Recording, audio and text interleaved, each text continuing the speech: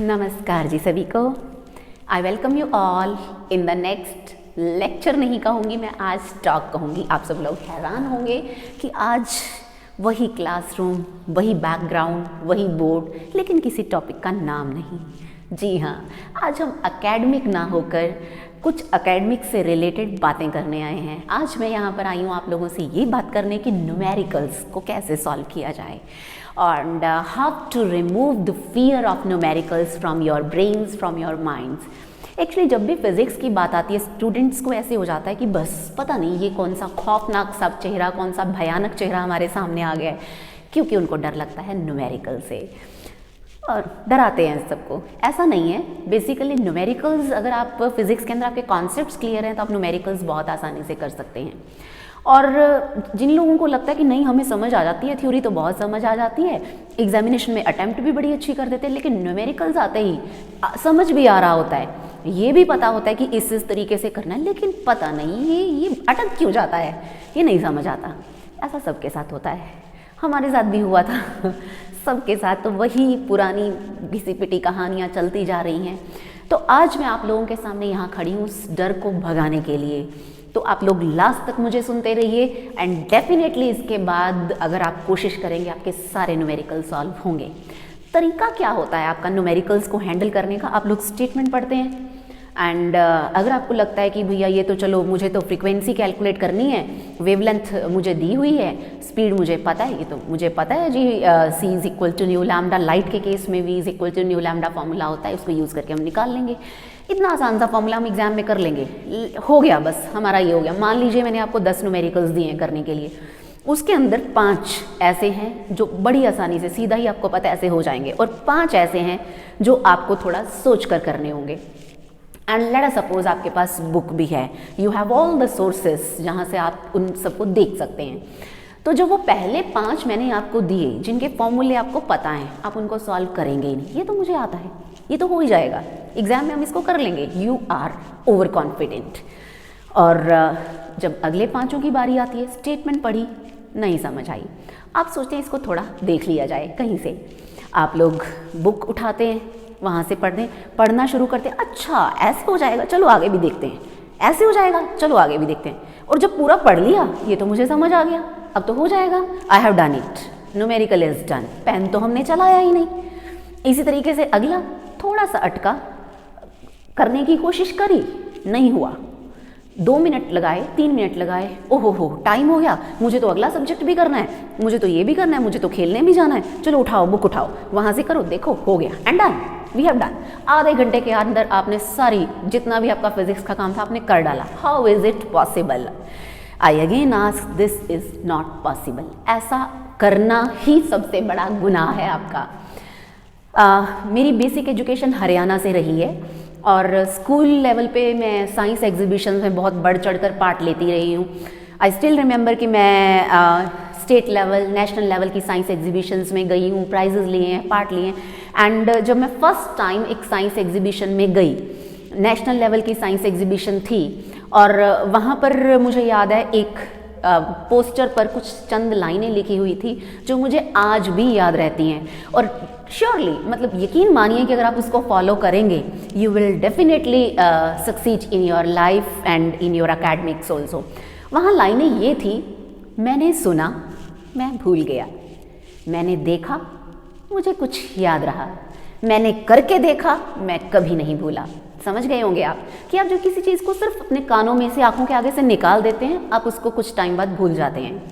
और जब आप करते, मैंने देखा, आप जब देखते हैं, ये सेंसेस यूज़ करते हैं, आप किसी चीज़ को थॉरोली देखते हैं, समझते हैं, ब्रेन जो है आपका वो 2 सेंसेस यूज़ कर रहा है, आपको कुछ टाइम याद रहता है, and then after again it vanishes from your memory, और वो चीज़ मेमोरी में से निकल जाती है। लेकिन जब आप खुद कर करके देखते हैं, तब आपको समझ आता है कि हमें चीज़ को ऐसे करना था। जब पीएचडी किया करती थी मैं, तो एक रिसर्चर थे, बहुत एमिनेंट रिसर्चर अभी भी हैं, प्रोफेसर RM मेहरा। तो दिल्ली यूनिवर्सिटी से वो रिटायर हुए, हमें उनसे मिलने का मौका मिला।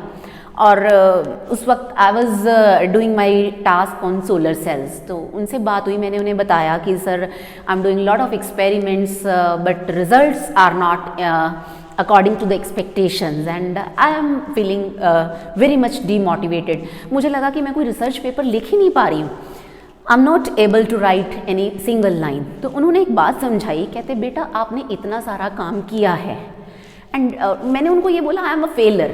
कहते आप फेलर नहीं हो, आपने अनुभव लिए हैं, आपके पास एक्सपीरियंसेस हैं, आप अभी भी पेपर लिखो और आप दुनिया को ये बताओ कि आपको ये काम नहीं करना है, इस सॉल्यूशन में ये सॉल्यूशन मिक्स करोगे तो ये नहीं बनेगा। और वो लोग वो काम नहीं करेंगे, आपने उनको सिखाया कि आपको ये नहीं करना है, ये करना है, ये सिखाना भी एक बात है, और ये नहीं करना, ये सिखाना भी एक बात है। तो यही चीज़ आप न्यूमेरिकल्स को जब खुद सॉल्व करते हैं तो आप उसको सीखते हैं। जब आपको पता है कि ये फॉर्मूला मैंने लगाया भैया ये नहीं फिट हुआ, आप फिर से दिमाग के घोड़े चलाएंगे, ये लगाएंगे ये भी नहीं फिट हुआ, इसको ऐसे करेंगे नहीं होगा, इसको इससे मल्टीप्लाई करेंगे डिवाइड करेंगे नहीं होगा। आपने भैया जब इतनी बार 10 बार टकरे मार ली तो कैसे होगा कि वो चीज़ भूल जाएगी? नहीं भूलेंगे ना एग्जाम में। तो एग्जाम में आपको ध्यान रहेगा कि मुझे ये भी नहीं करना है, मुझे ये भी नहीं करना है, मुझे ये भी नहीं करना है, मुझे ये करना है। So this is the way how you have to deal with the numericals.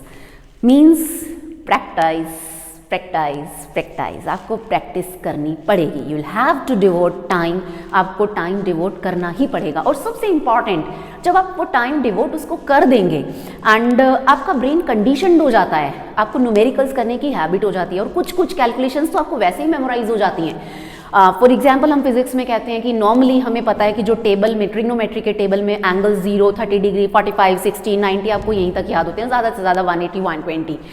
लेकिन कुछ एक न्यूमेरिकल्स में एंगल्स 37, 53 और 2 पेट ट्रायंगल्स होती हैं। जो फिजिक्स के स्टूडेंट्स हैं they may be able to understand what I am saying.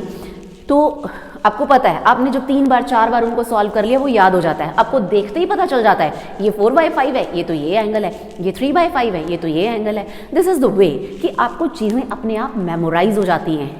Psychologist हुए पैवलोव, उन्होंने थ्योरी ऑफ कंडीशनिंग दी है, सबको याद होगी या पढ़ी होगी, मैं फिर कभी डिटेल में इसकी बात करूंगी क्योंकि आज मेरा फोकस सिर्फ न्यूमेरिकल्स पर था।